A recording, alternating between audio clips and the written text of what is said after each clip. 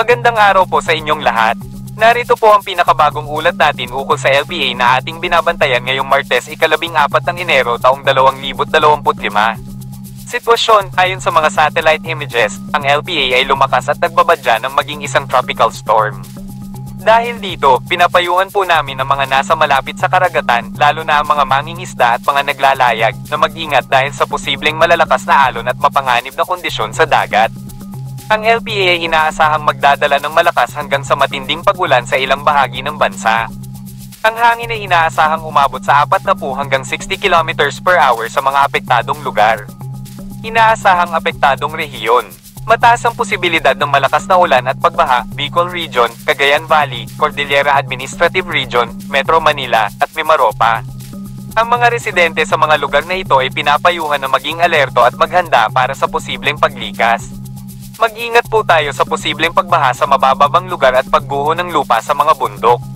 Inaasahan din ang pag-apaw ng mga ilog at sapa. Moderate na pag-ulan, ang Visayas at Mindanao ay inaasahang makakaranas ng moderate na pag-ulan. Gayunpaman, kailangan pa rin nating maging alerto dahil sa pabago-bagong kalagayan ng panahon. Mga rekomendasyon: coastal areas, iwasan ng paglalayag at pagpunta sa mga dalampasigan. Mag-ingat sa malalakas na alon at sundin ang mga babala ng lokal na pamahalaan at mga awtoridad sa baybayin. Bicol Region, Cagayan Valley, Cordillera, Metro Manila, at Mimaropa, maging handa sa posibleng malakas na ulan at pagbaha. Ihanda ang mga kagamitan para sa paglikas kung kinakailangan. Monitor ang mga anunsyo mula sa lokal na pamahalaan at sundin ang mga ibinigay na tagubilin. Linisin ang mga kanal at alisan ng tubig ang mga bubong. Mabababang lugar, mag-ingat sa posibleng pagbaha. Ilipat ang mga mahalagang gamit sa mas mataas na lugar. Kung kinakailangan, lumikas na sa mas ligtas na lugar. Mag-ingat sa posibleng pagguho ng lupa. Iwasan ang paglalakbay sa mga bundok kung hindi kinakailangan. Lahat manatiling updated sa mga bagong ulat panahon.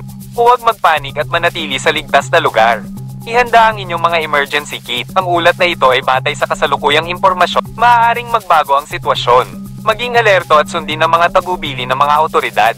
Para sa karagdagang impormasyon, makikita natin dito sa ating latest satellite images itong mga kaulapan na umiiral sa malaking bahagi ng Luzon at itong silangang bahagi ng Visayas. Ito ang patuloy na epekto ng northeast monsoon o yung malamig na hanging amihan. Dahil sa amihan, asahan natin itong mga kaulapan at pag-ulan sa most of Luzon at sa eastern section ng Visayas.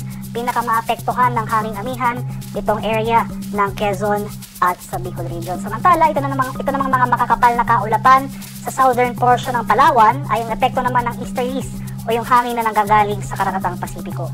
Sa nalalabing bahagi ng ating bansa, sa malaking bahagi ng Visayas at buong Mindanao, makaranas naman tayo ng maaliwalas sa panahon. Maganda pa rin tayo sa mga tsansa ng biglaan at panandaliang buhos ng ulan na dulot ng thunderstorms.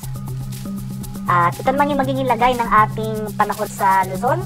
Malaking bahagi ng Luzon, so sa mga rehiyon yan ng Cagayan Valley, dito sa Cordillera, pati na rin dito sa area ng Metro Manila, malaking bahagi ng Mimaropa at Calabarzon, magpapatuloy itong mga kaulapan at mga pag-ambon na dala ng northeast monsoon o yung hanging amihan. Ngayon pa lamang, nagpapatuloy yung mga pag-ulan na dala ng amihan, especially nga sa eastern section of southern Luzon, sa mga areas ng Quezon at sa Bicol Region. At sa nalalabing bahagi ng Luzon, more in particular itong Ilocos Region at malaking bahagi ng Central Luzon, ay generally fair weather ang ating inasa. At kung may mga pag-ulan man tayong mararanasan, ito yung mga light rains o pag-ambon lamang.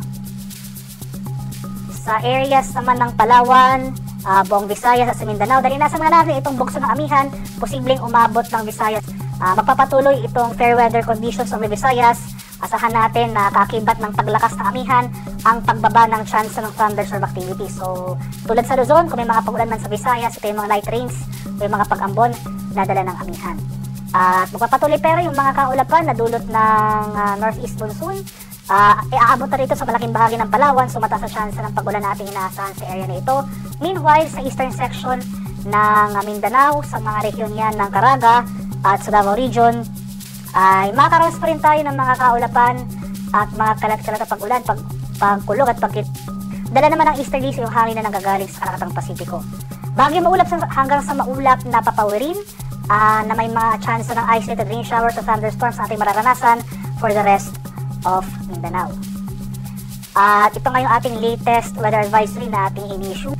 So, simula ngayong hapon hanggang bukas ng hapon, posible tayong makaranas ng moderate to heavy rains. Ito po yung mga areas sa mga lalawigan ng Quezon, Camarines Norte, at Camarines Sur. So, ito yung mga lugar na nakaranas ng mga pag-ulan sa mga nakarang araw na dulot ng shoreline. So, may mga naitala rin tayong pagbaha at landslide sa mga areas na ito. So, nangangahulugan, saturated po yung mga lupa sa mga lugar na may weather advisory. Kaya, inaasahan pa rin natin na for the next 24 hours, significant yung mga pag-ulan na ating mararanasan dulot ng amihan. Kaya maghanda tayo at maging alerto sa mga banta ng pagbaha at pagbuko ng lupa, lalong-lalo na kung tuloy-tuloy ang mga pag-ulan na ating mararanasan. At laging umantabay sa mga local rainfall warnings. Ito yung mga heavy rainfall warnings, yung mga rainfall advisories na posibleng i-issue ng ating Pag-asa Regional Center sa ating mga lokalidad. Nakataas pa rin tayong gale warning na dulot ng northeast monsoon yung hanging amihan sa mga seaboard sa Ilocos Norte, Ilocos Sur, sa bahagi ng Batanes, dito sa area ng Cagayan, sa bahagi ng Isabela, Aurora, Northern Quezon, at sa seaboards ng Camarines Norte, Northern Coast ng Camarines Sur, Northern and Eastern Coast ng Catanduanes, Eastern Coast ng Albay, sa Eastern Coast ng Sorsogon, at itong Northern at Eastern Coast ng Northern Samar, pati na rin itong ilang bayan ng Eastern Samar. Kaya sa mga nabanggit na lugar, sa ating mga kababayang mangingisda at may mga maliliit na sasakyang pandagat, huwag po muna tayong pumalaot dahil makaranas po rin tayo ng maalong karagatan na dala ng hanging amihan. At para naman sa ating 3-day weather outlook sa mga piling syudad ng ating bansa, malaking bahagi pa rin ng Luzon makakaranas ng pagbugso ng hanging amihan at kakibat ito yung mga kaulapan at pag-ulan, more in particular nga dito sa area ng Baguio City at Legazpi City for the next 3 days. Papatuloy pa yung mga pag-ulan. Pero sa area ng Kabikulan, starting Friday, inaasahan naman natin yung paghina ng northeast monsoon. So, posibleng easterly sa maka-apekto sa lugar na ito. So, tataas muli yung chance ng ating thunderstorm activity. Meanwhile, for Metro Manila, magpapatuloy yung mga chance ng light rains o pag-ambon na dala ng amihan. Sa mga lugar naman sa Visayas, sa mga syudad ng Metro Cebu, Iloilo City at Tacloban City, so starting Wednesday, inaasahan natin yung pag-akyat ng amihan. So, bahagi ang hihinang epekto nito sa bahagi ng Visayas. So, for these 3 days, so from Wednesday to Friday, asahan natin itong maliwanag sa panahon pa rin, pero may chance na muli tayo ng thunderstorm activity, especially sa hapon hanggang sa gabi. At dito naman sa area ng Eastern Visayas, so particular na sa Tacloban City, dahil naman sa epekto ng easterlies, ay mataas sa chance ng pag-ulan na ating inaasahan from Wednesday to Thursday. Sa mga, dito naman sa Mindanao, sa mga lugar o sa mga syudad ng Metro Davao, Cagayan de Oro City, at Zamboanga City. Dahil rin sa easterlies, sa araw ng Miyerkules, makakaranas tayo ng makaulapan at mga kalat-kalat na pag-ulan, pakulog at pagkidlat sa Davao Region, pati na rin dito sa western section ng Mindanao sa malaking bahagi ng Zamboanga Peninsula. For the rest of Mindanao, for the remainder of the forecast period, magpapatuloy nga itong fair weather conditions, maliban na lamang sa mga biglaan at panandaliang buhos ng ulan na dulot ng localized thunderstorms.